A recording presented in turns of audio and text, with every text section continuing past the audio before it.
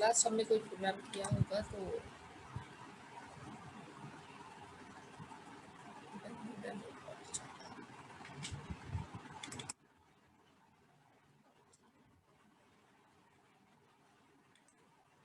सामने एक प्रोग्राम खोला है लास्ट क्लास का, मैंने दिखाई दे रहा है?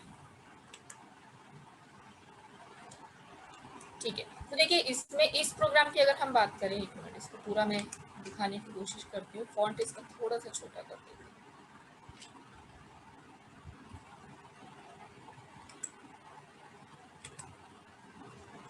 ठीक है,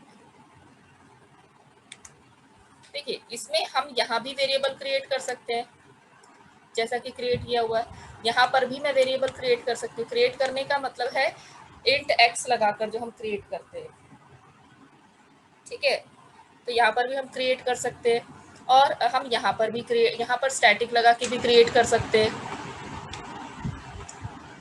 यहाँ स्टैटिक लगा के,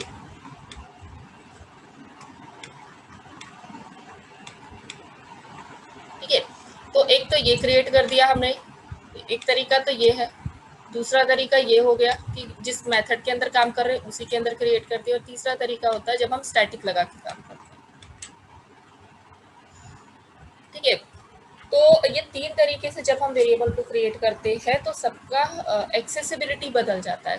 सारे वेरिएबल्स का काम करने का तरीका बदल जाता है, ये एक्सेसिबिलिटी बदल जाती है। एक्सेसिबिलिटी का मतलब होता है लिमिट उसकी, कि कौन सा कहाँ तक एक्सेस होगा, ठीक है। इसी को देखते हुए वेरिएबल्स को तीन कैटेगरी में डाला गया है। सी, हम यहाँ भी वेरिएबल क्रिएट कर सकते हैं, यहाँ मेन के अंदर, लेकिन वो हम ऑलरेडी कर चुके हैं। जब हमने ऑब्जेक्ट और वेरिएबल्स नहीं, ऑब्जेक्ट और मेथड्स नहीं बनाए थे, तो तब उससे पहले ही हमने यहाँ पर क्रिएट करके काम कर लिया था। तो वो तो मेन के अंदर ही रहेगा, उसके बाहर कहीं नहीं जा पाएगा।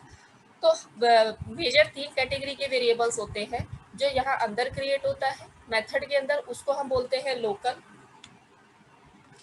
इस वेरिएबल को बोलते हैं हम लोग लोकल। जो वेरिएबल के अंदर, वेरिएबल या कंस्ट्रक्टर के अंदर क्रिएट होते हैं उसको हम लोकल कहते हैं, ठीक है। जो दूसरा हम टॉपिक क्रिएट करते हैं उसको हम ग्लोबल कहते हैं। ग्लोबल वेरिएबल का एक्सेसिबिलिटी पूरे प्रोग्राम में किधर भी कर सकते हैं। और तीसरा वेरिएबल हमारा स्टैटिक वेरिएबल या क्लास वेरिएबल कहलाता है, जो सिर्फ क्लास के अंदर ही एक्सेस होगा।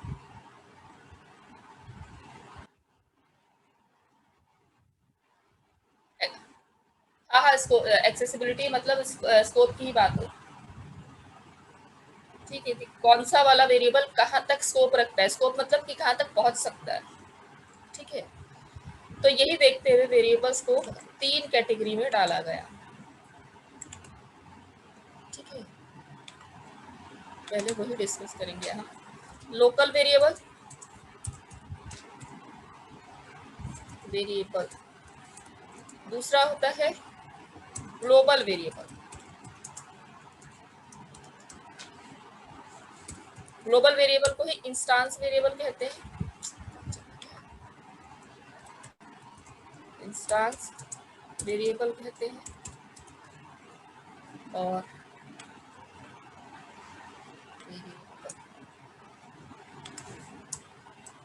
और उसके बाद है स्टैटिक वेरिएबल, तीसरा। स्टैटिक वेरिएबल को हम लोग क्लास वेरिएबल भी कहते हैं, क्लास वेरिएबल। ये तीन कैटेगरी के वेरिएबल्स होते हैं। एग्जाम में पूछा जाएगा कि वेरिएबल्स को आपको बताना है, तो आपको बताना पड़ेगा कि variables are of three types. एक लोकल वेरिएबल कहलाता है, एक दूसरा ग्लोबल और इंस्टांस वेरिएबल, और तीसरा स्टैटिक या क्लास वेरिएबल, ठीक है। तो पहले आते हैं लोकल वेरिएबल पे, पहले इसका प्रोग्राम बनाएंगे। लोकल वेरिएबल वो वेरिएबल होता है जो किसी मेथड, ठीक है, जैसा कि बताया किसी मेथड या किसी कंस्ट्रक्टर के अंदर क्रिएट होता है, ठीक है। जैसे हमने बना दिया वॉइड सम मेथड, जैसे मैंने यहाँ बना दिया वॉइड और सम, या कोई भी मेथड मैंने बना दिया, और फिर मैंने यहाँ पर यहाँ क्रिएट कर दिया लाइक इंट ए, कुछ वैल्यू दे दी ए इज इक्वल्स टू 2, ठीक है। फिर समथिंग समथिंग मैंने इसमें काम किया और फिर इसको बंद कर दिया, ठीक है। तो जो सम के अंदर क्रिएट हुआ है ये मेरा लोकल वेरिएबल कहलाएगा। लोकल किसके लिए? ये सम के लिए लोकल है, क्योंकि ये सम के बाहर एक्सेस नहीं हो सकता। ठीक है, तो मेथड या कंस्ट्रक्टर के अंदर, कंस्ट्रक्टर आगे हम पढ़ेंगे आगे, तो ये मेथड और कंस्ट्रक्टर के अंदर जो वेरिएबल्स क्रिएट होते हैं उसे हम लोकल वेरिएबल कहते हैं। ठीक है, आपने अंदर यहाँ क्रिएट कर दिया और आप यहाँ पर भी क्रिएट कर सकते हैं पैरामीटर के अंदर। किसी कंस्ट्रक्टर या किसी मेथड के पैरामीटर में भी जो हम वेरिएबल क्रिएट करते हैं, ठीक है, यूज करने की बात नहीं कर रही मैं, क्रिएट करने की बात कर रही हूँ। क्रिएट करने के लिए हमें इंट या डाटा टाइप हमें लगाना पड़ता है। तो जब हम वेरिएबल किसी मेथड या किसी कंस्ट्रक्टर के अंदर क्रिएट करते हैं तो उसको हम बोलते हैं लोकल वेरिएबल। उसकी एक्सेसिबिलिटी कहाँ तक होती है? सिर्फ उस मेथड तक, उसके बाद कोई उसको नहीं पहचानेगा। ठीक है, चलिए तो इस पे एक प्रोग्राम कर लेते हैं।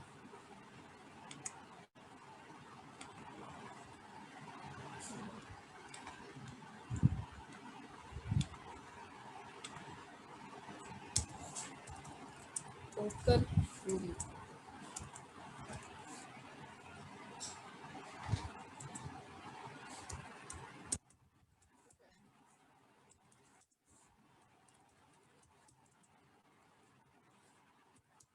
नाम लोकल दिया है, इसका फॉन्ट बड़ा कर देते हैं,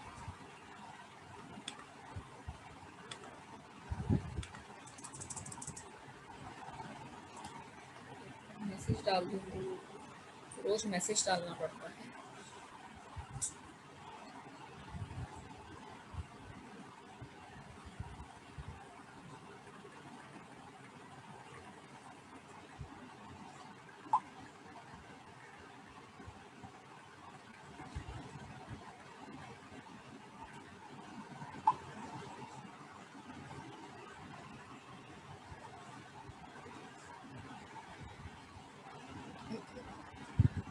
हम लोग वेरिएबल्स की बात कर रहे थे, तो वॉइड एक डिस्प्ले नाम का मैंने वेरिएबल मेथड बना दिया।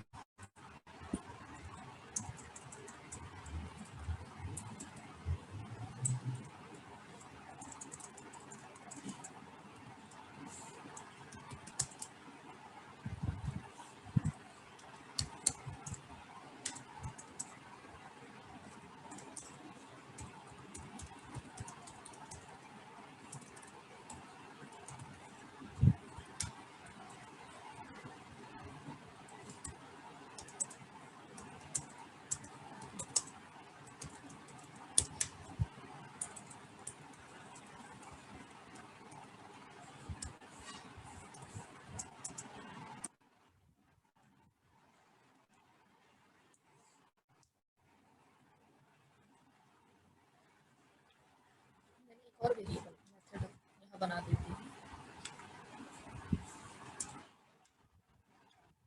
एक प्रोग्राम के अंदर एक से ज़्यादा मेथड हम बना सकते हैं। ठीक है,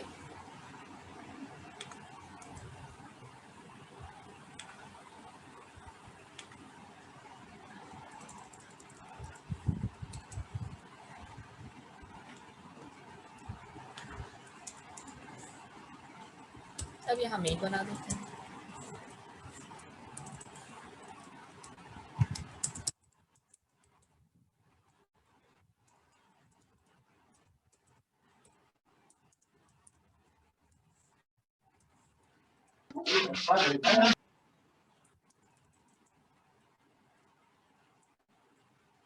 ठीक है, मेरी क्लास का नाम लोकल है तो मैं लोकल बना देती हूँ।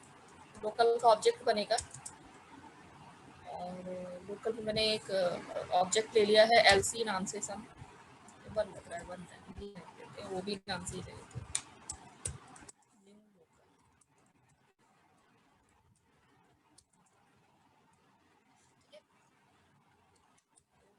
डॉट, इसको पहले कॉल करेंगे, पहले वो कॉल होगा, तो पहले डिस्प्ले को कॉल कर दिया मैंने, फिर मैंने शो को कॉल कर,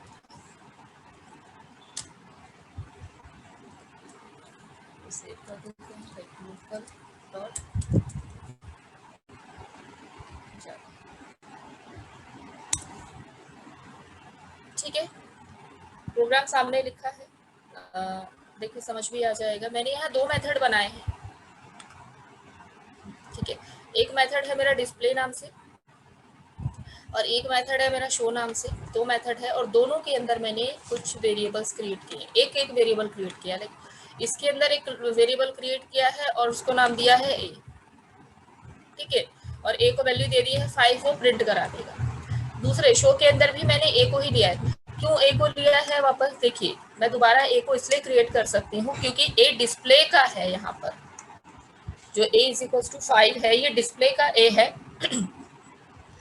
अब डिस्प्ले के अंदर ही होगी और वो फ्री कर देगा फिर, मतलब a बाहर कहीं पहचान में ही नहीं आएगा। तो शो उसको मतलब दोबारा से हम शो में उसको दोबारा क्रिएट कर सकते हैं, ठीक है। इसीलिए दोबारा से मैंने ए को दोबारा से क्रिएट कर दिया। मैंने जानबूझ के यहाँ ए ही लिया है ताकि आपको ये ना लगे कि कोई दूसरा वेरिएबल क्रिएट करते हैं। नहीं, आप दूसरा भी क्रिएट कर सकते हैं, लेकिन वही वेरिएबल भी क्रिएट कर सकते हैं क्योंकि ऊपर वाले ने उसको फ्री कर दिया, ठीक है। बस अब इसको और फिर आपने दोनों को कॉल कराया है, आपको पता ही है पब्लिक स्टैटिक वॉइड में उसके अंदर बनाते हैं हम लोग ऑब्जेक्ट। ओबी नाम से मैंने ऑब्जेक्ट बनाया है, ठीक है। ऑब्जेक्ट आप किसी भी नाम से बना सकते हैं। उसके बाद ओबी डॉट डिस्प्ले किया, यानी मेथड्स को कॉल कराया, तो एक डिस्प्ले को कॉल करा दिया और एक शो को कॉल करा दिया, ठीक है। अब इसको चलाते हैं।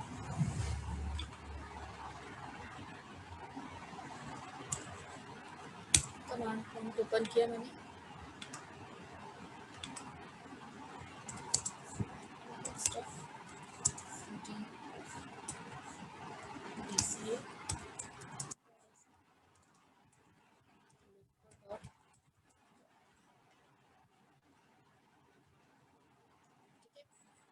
ये हो गया। अब इसको रन करा देते हैं,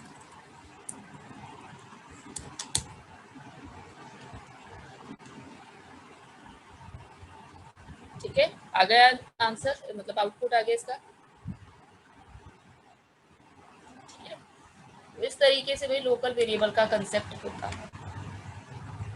अगर मैं यहाँ पर ये क्रिएट नहीं करूँ, लाइक ए क्रिएट नहीं करूँ, मैं इसको कमेंट कर देती हूँ और सिर्फ ए की वैल्यू मैं ये ए की वैल्यू अपनी तरफ से ही मैं दे दूँ। यहाँ पर कुछ ए की वैल्यू लाइक मैंने 78 दे दी, ये सोच के कि ऊपर तो ए क्रिएटेड ही है, तो देखिए क्या एरर देता है।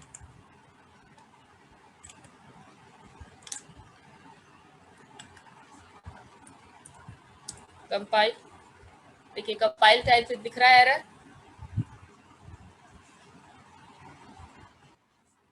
लाइन नंबर 13 में ए 78 को उसने दिया और कह रहा है कांट फाइंड सिंबल, कि ए को वो फाइंड नहीं कर पा रहा है। क्यों फाइंड नहीं कर पा रहा है? क्योंकि ए लोकल है फॉर डिस्प्ले मेथड, तो उसको वो शो में नहीं एक्सेस कर पा रहा है, उसको वो शो में नहीं ढूंढ पा रहा है। ये एरर दिखाता है जब वो वेरिएबल को फाइंड नहीं कर पाता या वेरिएबल उसको मैच नहीं कर पाता है, ठीक है।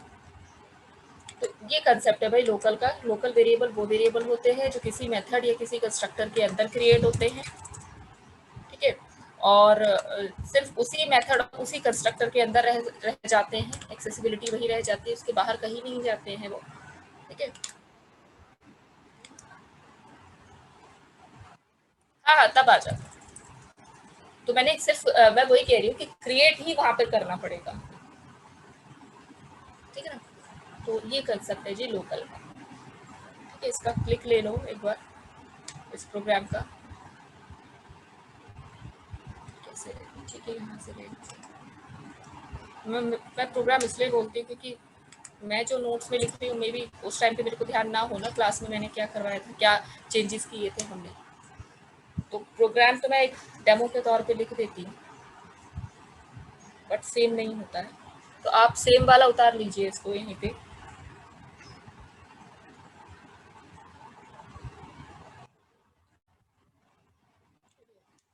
अजय ले लिया स्क्रीनशॉट इसका? Yes ma'am. चलिए ठीक है। अब हम आते हैं, दूसरा है ग्लोबल वेरिएबल।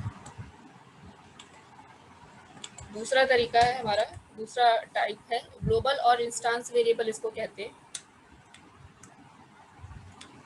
ठीक है। इंस्टांस का मतलब होता है ऑब्जेक्ट। इंस्टांस वर्ड जहां भी सुनिए इसका मतलब होता है ऑब्जेक्ट। इंस्टांस ऑफ क्लास का मतलब हो गया ऑब्जेक्ट ऑफ क्लास, ठीक है।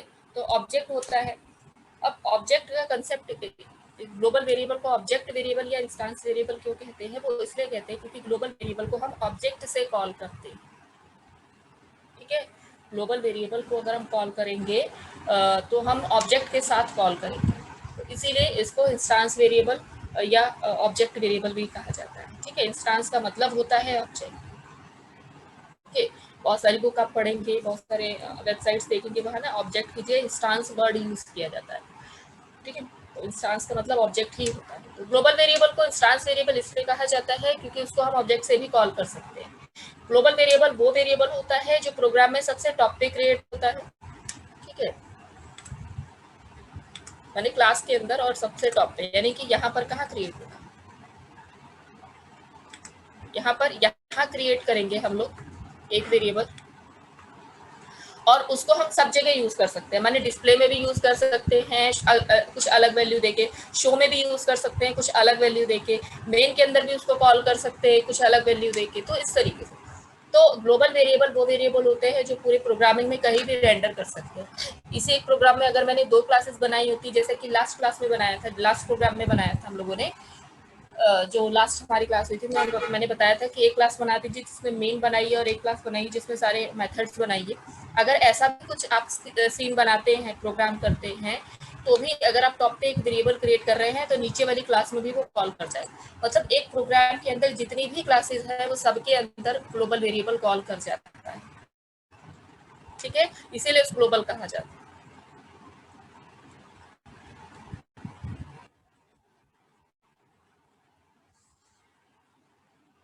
हाँ,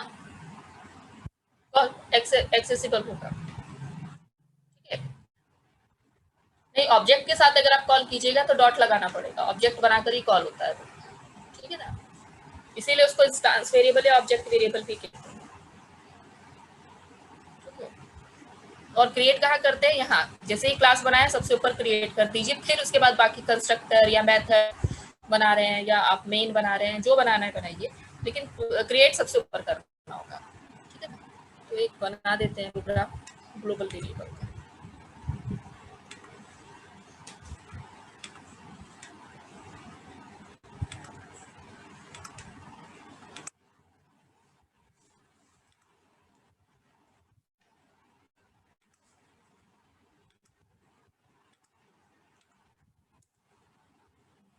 ग्लोबल वेरिएबल,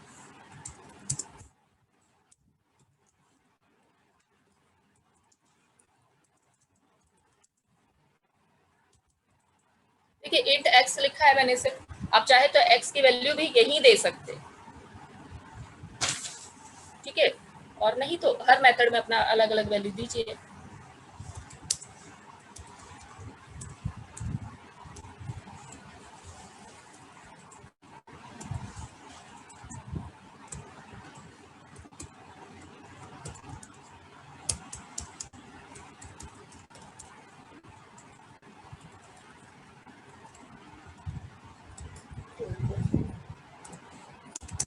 मैसेज आप कुछ भी प्रिंट करा सकते हैं, मैं क्लैरिफिकेशन के लिए या प्रिसाइज होने के लिए मैं ये मैसेज प्रिंट कराती हूँ, value of x in display,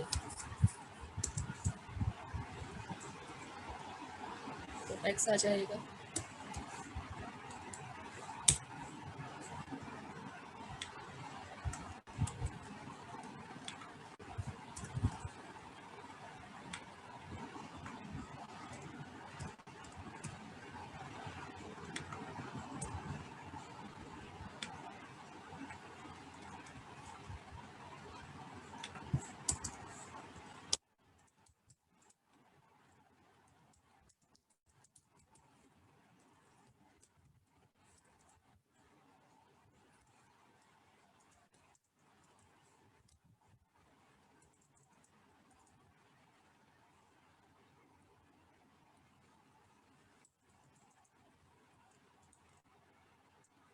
global नाम से क्लास बनाई है तो ग्लोबल ही लिखते हैं, ग्लोबल, और ऑब्जेक्ट का नाम मैंने इस बार GL लिख दिया, इज इक्वल्स टू,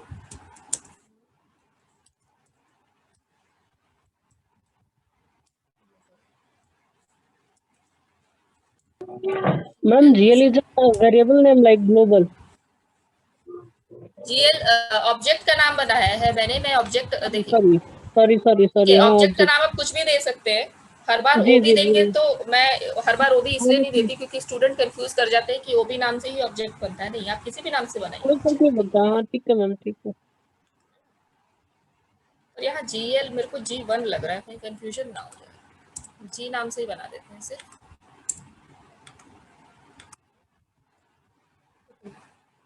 तो जी नाम से ऑब्जेक्ट बनाया, जी नाम से एक डिस्प्ले को कॉल कराएंगे, जी से ही हम लोग शो को कॉल कराएंगे। जी नाम से ऑब्जेक्ट है मेरा। और इसके बाद यहाँ पर भी एक मैसेज प्रिंट कराते हैं मेन के अंदर भी,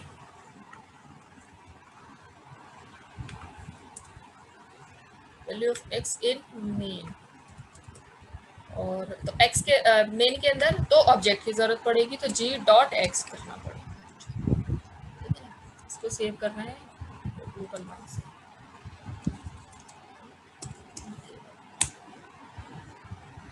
सिंपल प्रोग्राम, एक एक्स बनाया मैंने, ठीक है। इसमें चेंजेस करेंगे काफी सारे इस प्रोग्राम में। पहले एक सिंपल सी चीज, एक एक्स बनाया मैंने और उस एक्स में मैंने उस कुछ भी नहीं दिया, ठीक है। इस एक्स के अंदर कुछ भी नहीं दिया है। यहाँ पर डिस्प्ले ने अपनी वैल्यू चढ़ा दी, इसको 10 दे दिया और 10 प्रिंट करा देगा ये डिस्प्ले से। शो ने क्या किया, शो ने इसको अपनी वैल्यू दे दी उसी एक्स, क्योंकि ये एक्स ग्लोबल है, इसको हर कोई यूज कर सकता है। इसको डिस्प्ले भी यूज कर सकता है, इसको शो भी यूज कर सकता है, मेन भी यूज कर सकता है, कोई कंस्ट्रक्टर बनाएंगे वो भी यूज कर सकता है, ठीक है। तो इस तरीके से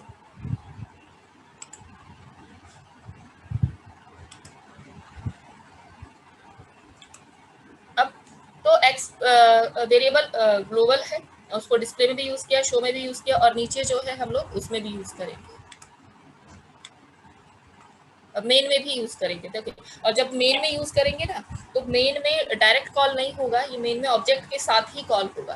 क्योंकि लास्ट टाइम मैंने बताया था कि जो चीजें मेन के बाहर बनती हैं उसको मेन के अंदर कॉल कराने के लिए या एक्सेस करने के लिए वी यूज ऑब्जेक्ट, है ना। ऑब्जेक्ट का उसको सहारा हमें लेना पड़ता है, ठीक है। ये कौन है रियल में, इसमें नाम नहीं लिखा, अपने नाम के साथ आया करो यार। मैम मैं हूँ अभिषेक। ठीक है, ठीक है। तो ये ग्लोबल हो गया, अब इसको चला देते हैं एक बार। पहले इसको क्लियर कर दूं स्क्रीन को।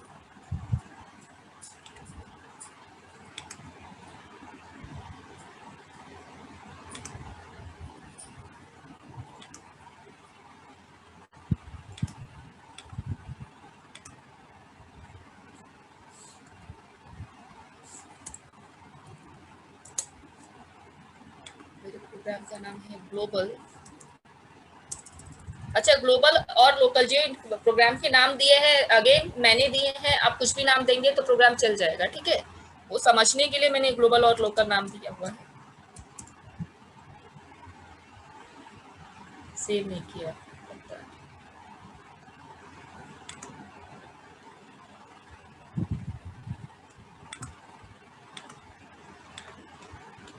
प्रोग्राम सेव नहीं हुआ है मेरा, तो सेव कर देते हैं।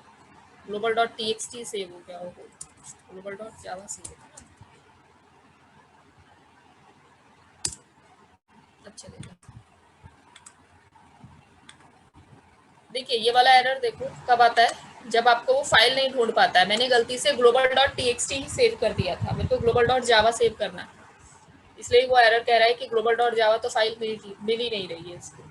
ये फाइल नॉट फाउंड का एरर तभी आता है।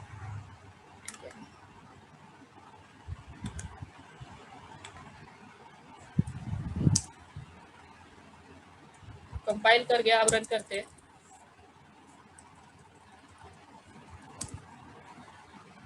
देखिए value of x in display is 10, value of x in show is 100, और देखिए वैल्यू ऑफ मेन भी 100 ही आया है। क्यों 100 आया है, देखिए, देखो वेरिएबल एक ही था एक्स, एक एक्स वेरिएबल था जिसमें डिस्प्ले ने चढ़ा दिया 10, जो डिस्प्ले का काम था उसने 10 दे दिया, ठीक है। अब शो आया, शो ने इसी एक वेरिएबल पे क्या किया कि उसको 100 दे दिया, तो मतलब 10 उसे ओवरराइड करके उसने 100 दे दिया शो ने यहाँ पर। अब x के पास 100 ही रह गया, तो मेन के पास मैंने कुछ वैल्यू अलग से नहीं दी है, मेन के पास मैंने सिर्फ प्रिंट कराई है वैल्यू। अगर आपने प्रोग्रामिंग ध्यान से देखी हो तो मेन पे मैंने अलग, मेन के अंदर जाके मैंने कोई अलग वैल्यू दी नहीं है, मेन के अंदर मैंने सिर्फ प्रिंटिंग कराई है उस वैल्यू की। तो जो शो देकर गया है लास्ट में वही वैल्यू x के पास रहेगी और वही मेन के थ्रू भी प्रिंट होगी। तो मेन भी 100 ही प्रिंट करा के गया है।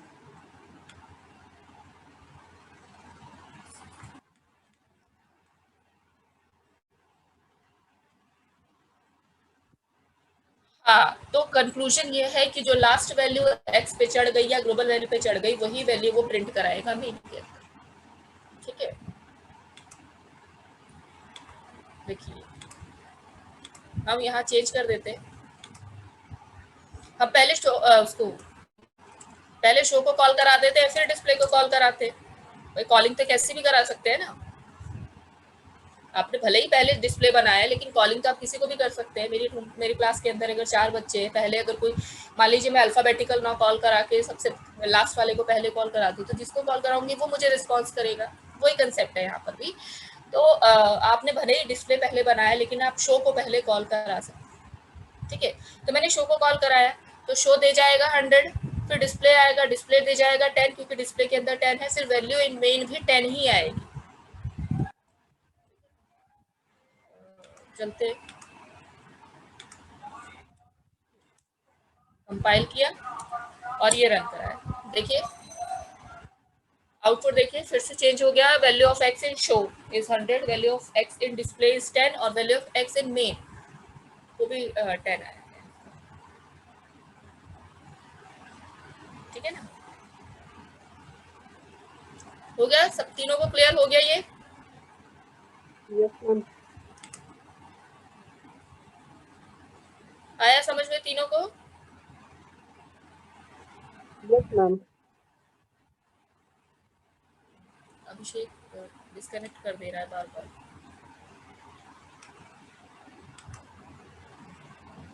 और पद्माक्षी ने ज्वाइन नहीं किया, उसको क्लास नहीं लेनी है क्या जावा की? कुछ आइडिया है?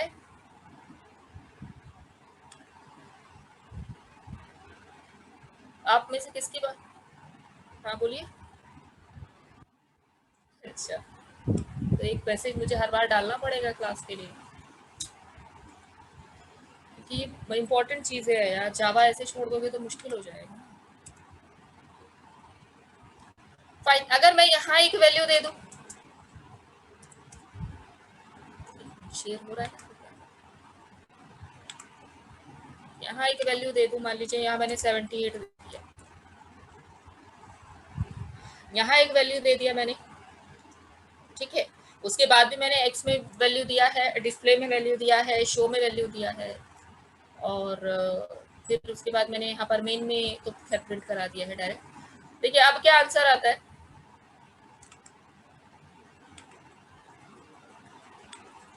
मेन में 78 आएगा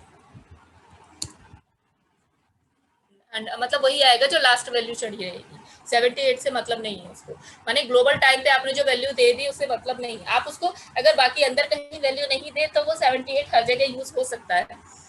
ठीक है, लेकिन आपने तो वैल्यू अलग अलग दी है हर वेरिएबल में, सॉरी हर मेथड के अंदर अलग अलग वैल्यू दी है, तो जो लास्ट वैल्यू उस पर चढ़ेगी, मैंने यही सब याद रखिए कि जो लास्ट वैल्यू उस पर चढ़ेगी वही प्रिंट होगी।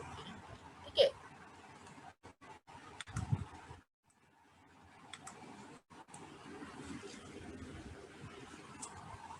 ठीक है, तो यहाँ से वैल्यू देने का फायदा अभी तो नहीं है, हम यहाँ भी दे सकते हैं।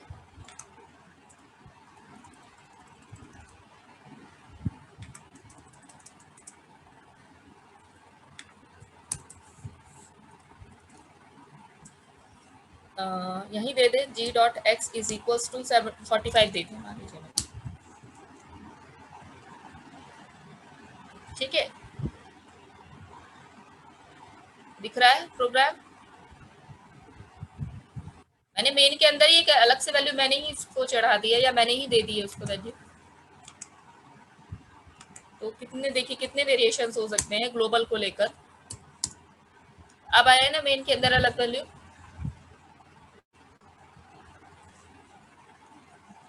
ठीक है, तो भाई ये कंसेप्ट है ग्लोबल वेरिएबल।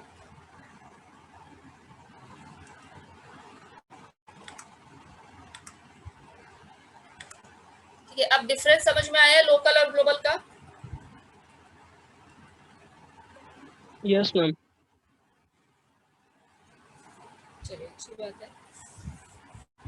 तो ग्लोबल अगर हम दूसरी क्लास भी एक बना दें, यहाँ पर मेन के लिए एक अलग क्लास में बना दूं तो भी काम कर जाएगा। इस प्रोग्राम का फॉन्ट मैं थोड़ा छोटा करती हूँ ताकि ये एक ही स्क्रीन कवर करे और आप लोग उसको नोट कर लें। तो अभी भी नहीं किया, प्रोग्राम बड़ा हो गया, थोड़ा सा एडजस्ट कर देती हूँ।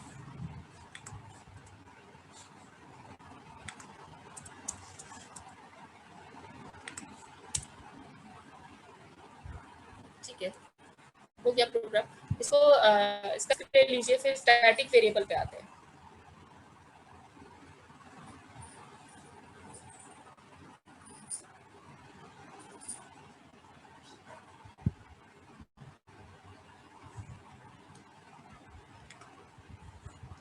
हो गया, इसका स्क्रीन ले ली।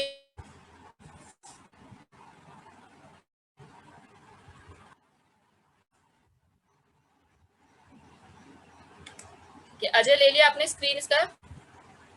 यस मैम, ले लिया।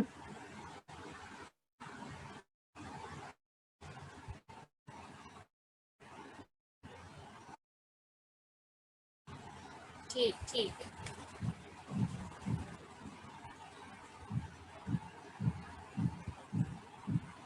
हेलो अभिषेक।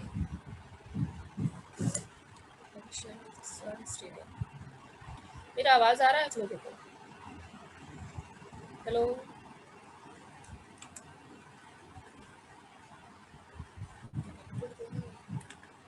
आवाज आ रही है अजय मेरी? Yes ma'am, I can hear you. अच्छा, बीच में लिखा है ना कनेक्शन अनस्टेबल दिखा रहा है। नहीं ओके आ रही फाइन, है। अब आते हैं थर्ड हमारा टाइप है स्टैटिक वेरिएबल।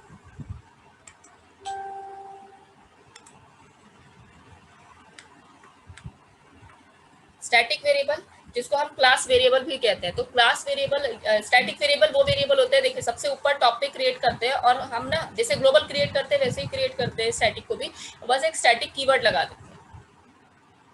ठीक है, एक स्टैटिक कीवर्ड लगा देंगे वहां पर।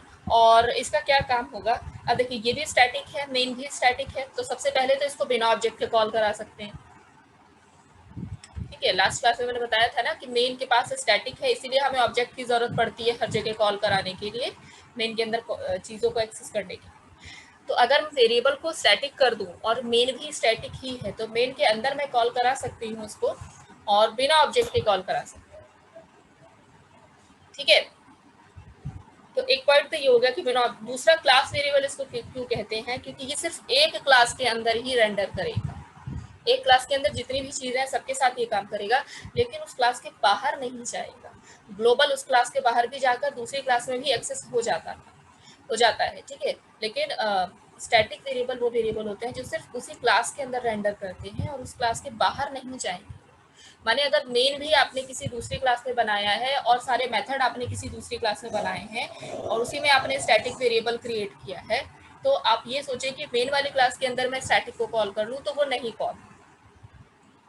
ठीक है, क्लास वेरिएबल नाम ही इसलिए दिया गया है क्योंकि वो सिर्फ एक क्लास के अंदर, जिसके अंदर वो क्रिएट हुआ है, सिर्फ उसी के अंदर घूमेगा या उसके अंदर ही रहेगा। उसके अंदर जितने वेरिएबल्स हैं, सॉरी जितने मेथड्स हैं, वो सबको सब उसको एक्सेस कर सकते हैं।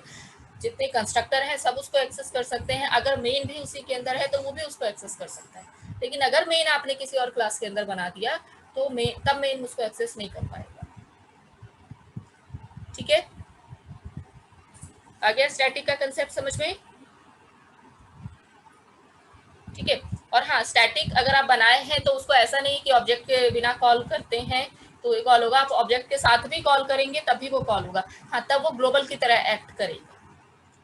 ठीक है, तो इस तरीके से काम करता है स्टैटिक वेरिएबल। तो ठीक है, स्टैटिक पे आते हैं।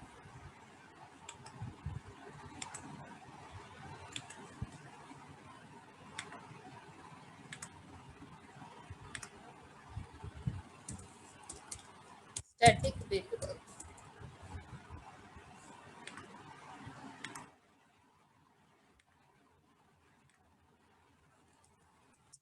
क्लास स्टैटिक, एस कैपिटल दिया है स्टैटिक का मैंने, और इसके अंदर वैर भी लगा देती हूँ। कैसे क्रिएट करते हैं स्मॉल में static? Static is the keyword. यहाँ एक ले लिया और एक वेरिएबल ले लिया, सी ले लिया करके एक मेन वेरिएबल, उसमें एक वैल्यू दे दी, ठीक है, एक मेथड दे दिया और डिस्प्ले, और यहाँ पर सी की वैल्यू को प्रिंट करा दिया, system dot out dot print,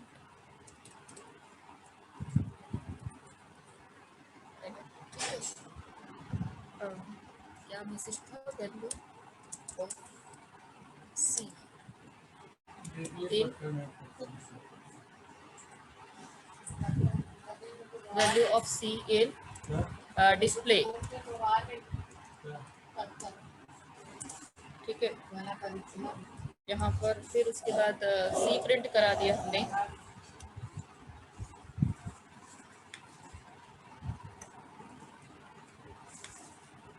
और मेथड बनाना है तो बना देते हैं।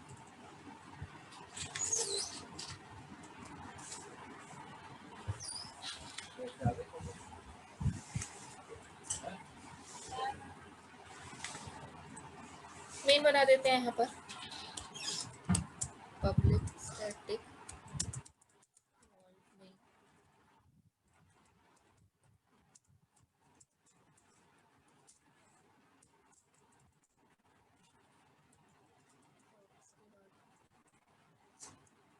स्टैटिक वैर करके तो स्टैटिक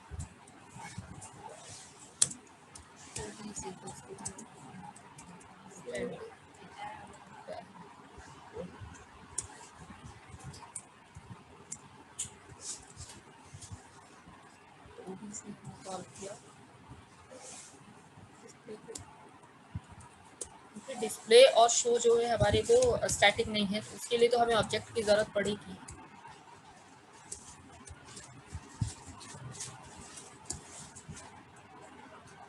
और एक मेन में कॉल कर देते हैं, मेन में डायरेक्ट कॉल हो जाएगा।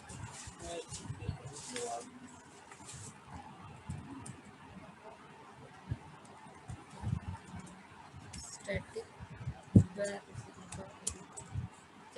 मैंने वैल्यू कहीं चेंज नहीं की है, मैंने एक 20 वैल्यू दी है, बाद में चेंज करके इसको करेंगे, पहले इस पे आउटपुट देखते हैं। सी में मैंने 20 दे दिया है, वैल्यू डिस्प्ले में भी वही प्रिंट कराएगा, शो में भी प्रिंट कराएगा, और सी वैल्यू ऑफ मेन में देखिए, मेन में बिना किसी ऑब्जेक्ट के मैंने सी को कॉल कराया है, वो इसलिए क्योंकि सी भी हमारा स्टैटिक है और मेन मेथड भी हमारा मेन भी हमारा स्टैटिक है, तो जब ठीक है, तो यहाँ कंपैटिबिलिटी हो जाएगी दोनों में, तो सी डायरेक्ट कॉल कर सकते हैं बिना ऑब्जेक्ट के यहाँ पर,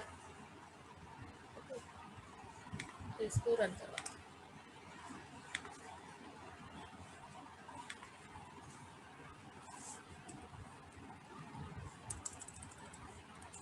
स्टैटिक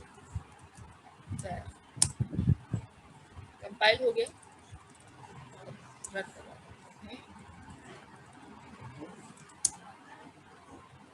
ठीक है, देखा आउटपुट,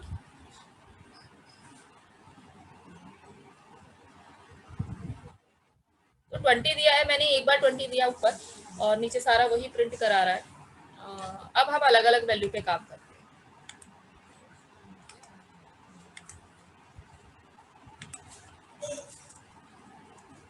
यहाँ सी में मैं दे देती हूँ 30 दे देते हैं, और सॉरी डिस्प्ले में, और यहाँ सी दे देती हूँ,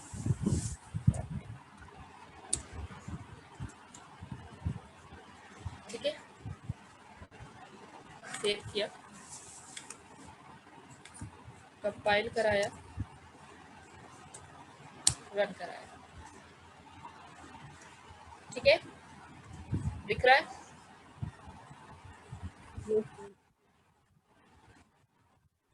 इसमें भी वही कंसेप्ट, जो लास्ट वैल्यू चढ़ गई है वही जाकर प्रिंट कर देगा ये, तो मेन के अंदर इसने वही प्रिंट कर दिया है। तो कुछ इस तरीके से स्टैटिक का कंसेप्ट आता है। स्टैटिक का यूज ये है कि आपको बिना किसी ऑब्जेक्ट के बिना किसी ऑब्जेक्ट के आप इसको कॉल कर सकते हैं। ये रहा, यहाँ पर हमने बिना किसी ऑब्जेक्टिव को कॉल किया है, इसको हम स्टैटिक वेरिएबल बोलते हैं। अगर हम यहाँ क्लास बदल दें तो ये सी को कॉल नहीं करने देगा, ठीक है। क्लास बदल दे मतलब मैं वो भी दिखाती हूँ आपको, जैसा कि मैंने लास्ट क्लास में बताया था कि ये कुछ मेथड्स बनाए मैंने, इसको हम इसी क्लास में रहने देते हैं, ठीक है। एक दूसरी क्लास बना देते हैं सिर्फ मेन के लिए। तो क्लास ए मैंने एक मान लीजिए ऐसे समथिंग बना दी, जिसमें सिर्फ मेन रहे, ठीक है। तो जिसके अंदर सिर्फ मेन रहेगा, क्लास मैंने ए बना दी है। तो इसको हम सेव करेंगे अब ए से, क्योंकि मेन के अंदर है ए डॉट जावा, ठीक है। मैंने सेव तो आप स्टैटिक वैर से भी कर सकते हैं, बट आपको रन इससे कराने का पड़ेगा। तो मैंने यहाँ क्लास बदल दी है और वेरिएबल ऊपर स्टैटिक दिया है, और मैंने यहाँ सी को कॉल कराया है, वेरिएबल मेन में कॉल कराया है। कंपाइल कराएंगे ए को,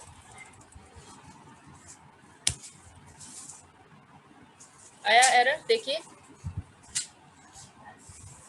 value of C in main पे वो हिट कर रहा है कि इस पे वो सी को नहीं पहचान पा रहा है, कांट फाइंड सिंबल।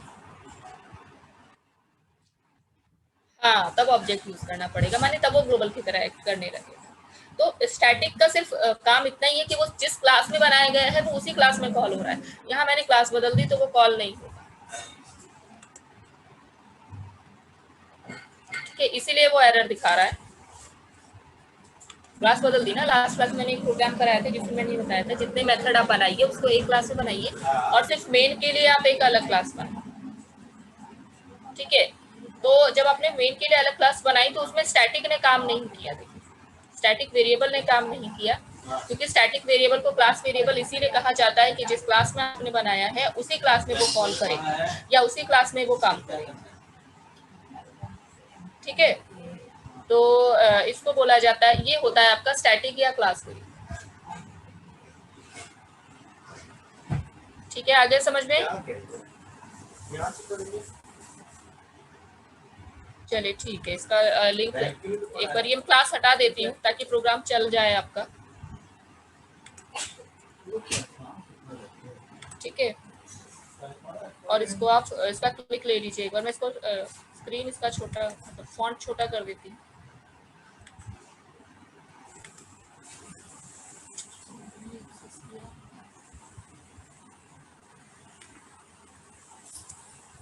ठीक है। अब आ गया, ठीक है, इसका क्लिक ले लीजिए, पूरा प्रोग्राम है।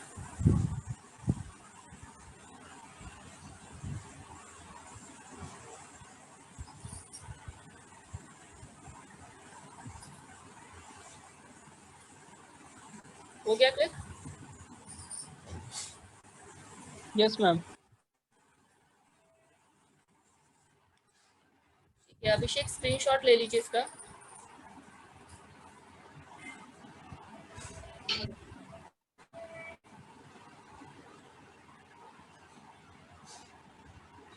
हो गया अभिषेक? पता नहीं, बोलूंगा मैम। नहीं बोल रहा है। Hello Abhishek, are you there?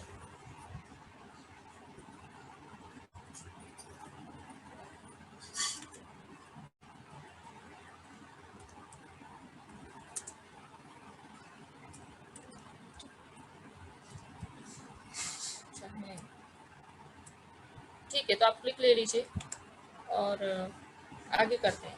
तो ये वेरिएबल्स का कंसेप्ट था, ये 3 तरीके के वेरिएबल्स एग्जाम में पूछे जाते हैं, एंड स्टिल आपको भी पता होना चाहिए तीनों में क्या डिफरेंस है, क्यों इसको क्लास वेरिएबल या क्यों इसको इंस्टांस वेरिएबल कहा जाता है, ठीक है, और लोकल और ग्लोबल का क्या कंसेप्ट होता है। जैसे वेरिएबल्स किए ऐसे ही मेथड की कैटेगरीज भी होती है, ये आप करेंगे आप लोग आज, ठीक है। मेथड्स होते हैं 4 तरीके के, आप ऑलरेडी कर चुके हैं, जिसमें क्या बोलते हैं उसको, एक तो होता है no return type,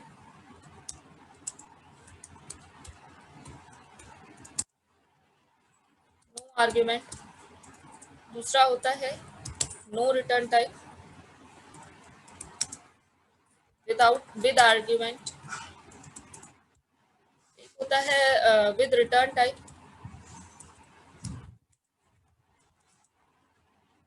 with argument, एक होता है with return type, no argument. ये 4 तरीके के मेथड्स होते हैं, मतलब मेथड को 4 तरीके से किया जा सकता है। तो ये आते हैं आपको, या ऑलरेडी आप लोगों ने कर रखे होंगे सी, सी प्लस प्लस में, उसको जावा में करना है आपको, हो जाएगा। हो जाएगा। कर रखा है आप लोगों ने पहले कभी इस चीज को? मैम हाँ, वही फंक्शन जो हम यूज करते थे ना, उन्हीं को तो मेथड बोलते हैं, तो हाँ ये हाँ किया हाँ था। हाँ, फंक्शन की ही बात कर रही हूँ मैं, फंक्शन को ही आपको करना है 4 तरीके से। हो जाएगा। आपको, आप प्लस माइनस मत कराइए, आप एक एक्स ले लीजिए, उसी का बस वैल्यू प्रिंट कराते जाइए बस। मुझे सिर्फ वो लॉजिक देखना है आपका, बाकी क्या सम करा रहा है या कुछ, वो सब नहीं देखना है मुझे।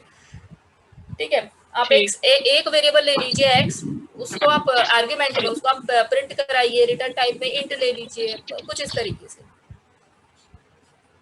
हो जाएगा। हाँ मेरी तरफ से।